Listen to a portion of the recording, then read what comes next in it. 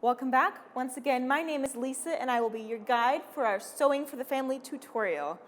For this lesson, we're going to discuss how to prepare your workstation so that you're ready to mend, as well as all of the tools and supplies that you will need. We're even going to go over a few tips and tricks to help you along the way. First things first, you're going to want to make sure you have a nice, clear work area to work on. That means an area free from clutter or spills or pet hair.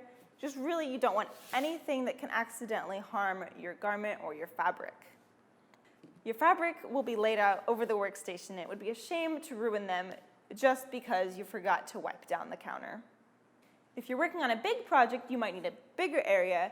If you're just mending something small, you can bring it with you to the TV, and then you'll never have the excuse of, I don't have time to mend, because you can just do it while you watch TV.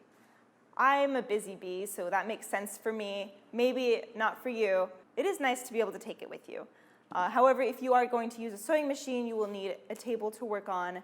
And if you're going to be cutting out fabric, you'll need the amount of space necessary to lay your fabric flat to begin. Another thing that goes along with having a clear work area is being mindful of the hot irons and sharp scissors that you'll be using. You don't want little kid fingers or little kitten paws accidentally bumping into that iron and getting burned.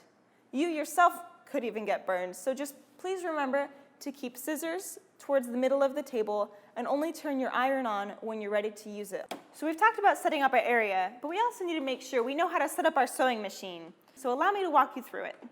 Here we've got our sewing machine, our spool of thread, which we place over the spool pin over here, and we cap it off.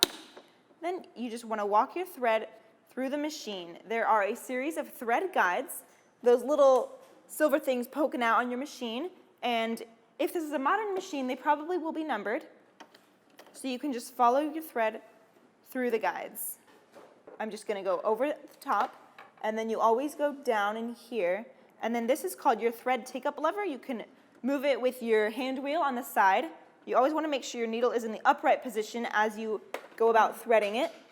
So it goes through the thread take-up lever, back down the front, and then there will be a place for your thread to rest just behind the needle up here, and then you poke it through the eye from front to back. And that is how you thread the top of your machine. We also have to thread the bottom. First, we need a bobbin. To wind your bobbin, you are going to want your thread that's on the spool to go through one of the little holes in your bobbin. Your machine will use either plastic or metal bobbins, and it will come with a few. So when you're buying more, you just want to make sure they're the same kind. So I placed my thread through the bobbin, and now I just want to make sure it follows the thread guides along the top of the machine. They are separate thread guides from before. You'll see them on the top. I just have 1 and 2, and then 3 is placing it over the spool pin. I want to cut off this extra thread, and then I can push the bobbin to the side here, and that's what locks it in place. Other machines, maybe you have to loosen the hand wheel or something, and then it'll be in place here, and you'll be ready to go. And start winding your bobbin. Once your bobbin is all wound up, you get to put it into the machine.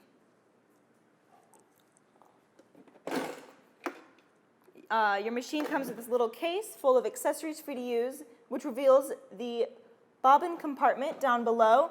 So remove your bobbin capsule, and then you'll take your bobbin in one hand, place it in, make sure it's rotating clockwise, and then pull it through the openings.